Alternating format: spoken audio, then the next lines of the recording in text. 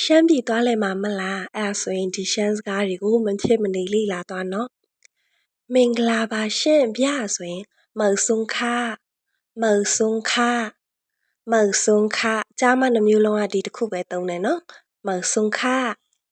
ဈေးပဲဖက်မှာရှိလဲကတ်မီตั้งไรค่ะกาดဆိုတာဈေးကတ်မီตั้งไรค่ะကတ်မီตั้งไรค่ะကျေးဇူးတင်ပါတယ်ရှင့်ဗျကျိုးမြောက်ခကျိုးမြောက်ခကျိုးမြောက်ခမရှိဘူးရှင့်အမေခအမေခအမေခမသိဘူးရှင့်အမ်ဟုခအမ်ဟုခ